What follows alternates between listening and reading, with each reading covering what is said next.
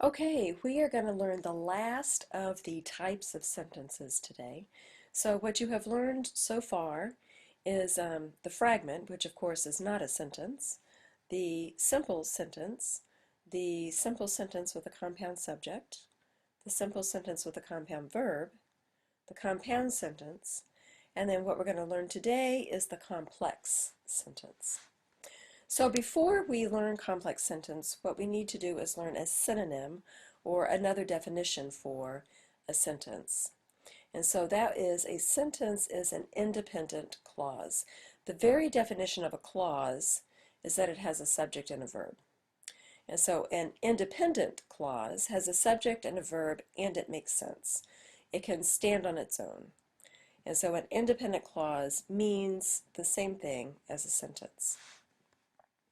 So the complex sentence is made up of an independent clause, that is, a clause that has a subject and a verb and it makes sense, and a dependent clause, which means it has a subject and a verb and it does not make sense.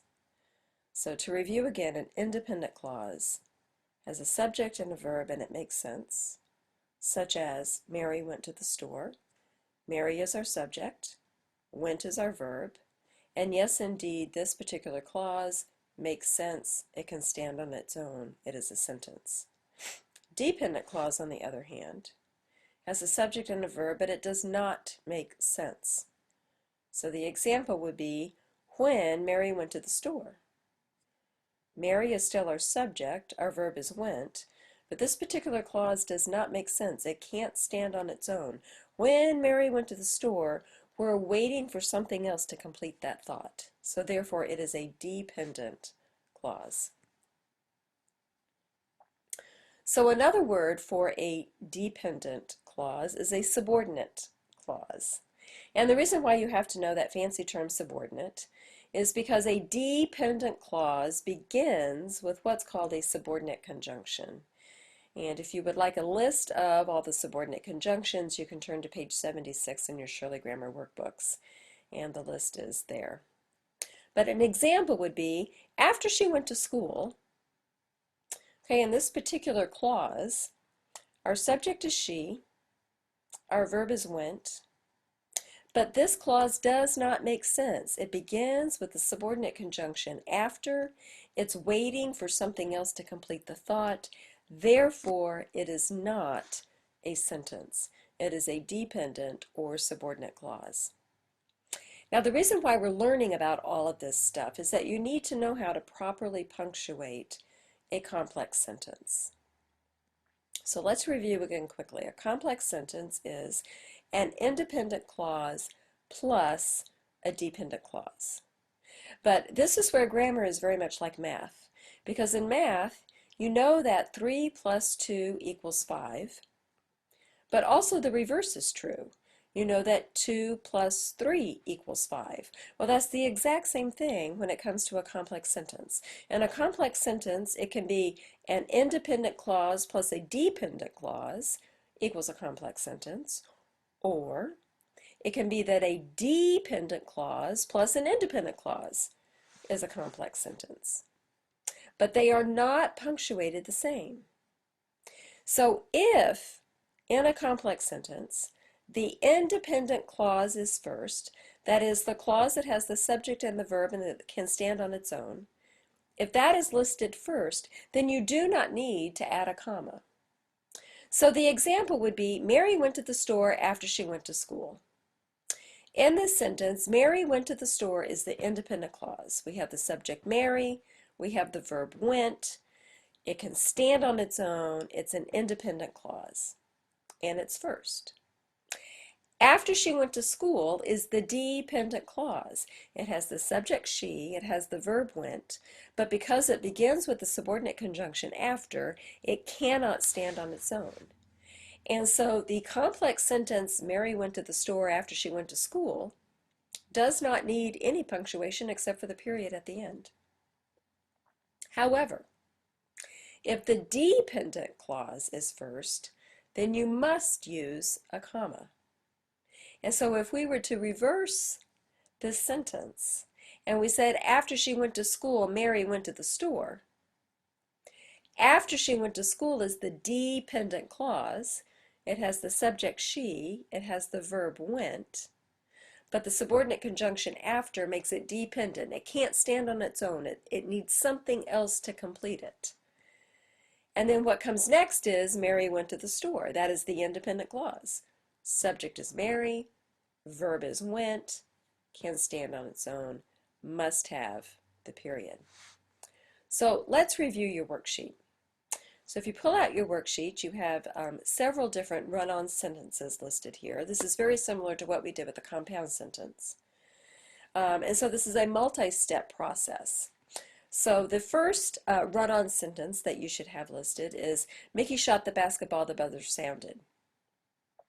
Well, step number one is we need to put a slash mark between the two sentences. And so in this particular run-on sentence, we're going to put a slash mark between basketball and the. Next, what we need to do is we need to look at how Shurley wants us to combine these two sentences to make it a correct sentence. And so what she's telling us here is we need to make a complex sentence. That's what CX stands for. She wants us to use the subordinate conjunction before, and she wants us to use it with the second clause. So the first clause is Mickey shot the basketball. The second clause is the buzzer sounded. So she wants to use the subordinate conjunction before with the second clause, which is the buzzer sounded. And so you are going to completely rewrite this sentence as Mickey shot the basketball, sorry about that, before the buzzer sounded. Okay, no punctuation is needed here because our independent clause is first, Mickey shot the basketball. Our dependent clause is second, before the buzzer sounded. So we don't need a comma. The only thing we need is a period at the end of sounded. Okay, let's continue. The next sentence that you should have on your worksheet is, the electricity went off, our lights went out. Okay, so again, step number one is we need to put a slash mark between the two complete sentences. And so we're going to put a slash mark between off and our. And we're left with the electricity went off, which is our first clause, and our lights went out, which is our second clause. Step number two is we need to look at how she wants us to combine these two independent sentences, and she wants us to combine them as a complex sentence. She wants us to use the subordinate conjunction when, and she wants us to use it with the first clause. So the first clause is the electricity went off. The second clause is our lights went out. And so if we were to rewrite this sentence, we would rewrite it as, when the electricity went off, the lights went out. And because we have the subordinate conjunction with that first clause, when the electricity went off, that is a dependent clause. And when dependent clauses begin a complex sentence, you absolutely must have the comma between the two clauses. Okay, I'm going to have you complete the rest of that side of the worksheet. But for now, I'm going to have you flip it over to the back, and we're going to do some of these identifying the types of sentences. So the first sentence I think that you have, actually I think maybe it's the last sentence that you have on your worksheet, is my cousins will visit me this summer if they can find the time. So find that particular sentence on the back side of your worksheet. I'm pretty sure it's the last sentence. And so again, we're going to go through a list of questions, and this might sound a bit redundant, but I guarantee if you go through this list of questions, you will not miss these. If you just try to guess, you have a 50-50 chance, and you would like to up your odds on that. So our very first question, of course, is going to be, does it make sense? And the answer is yes, so we have ruled out that this is a fragment. Our very next question is there a conjunction? We're going to look at this sentence, and there is no conjunction. So by answering no to that question, we have eliminated that this is a simple sentence with a compound subject. It is a simple sentence with a compound verb, and that it's a compound sentence. which means that our only two choices are, is this a simple sentence? That is, does it have only one subject and one verb? Or is this a complex sentence?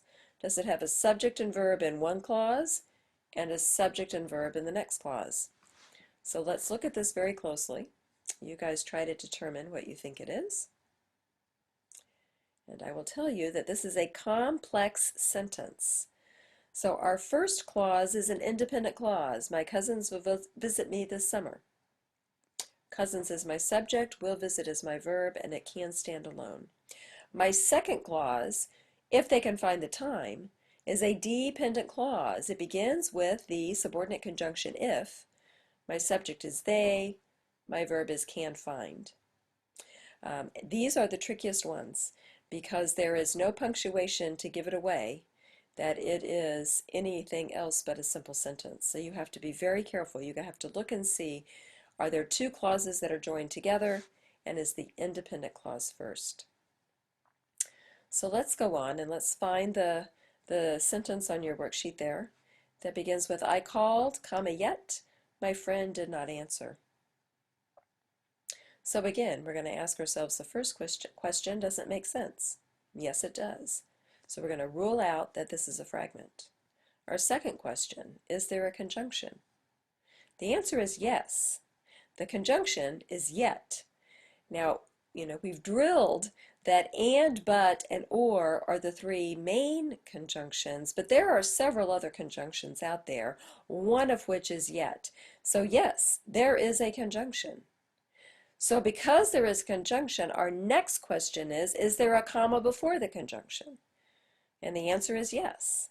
And so if there is a comma before the conjunction, then our only option is to say that this is a compound sentence. So at this point, I'm going to have you review the rest of the worksheet, complete it for class. We will go over it. If you have any other questions, come back to this video, review it again, and I will see you next class period.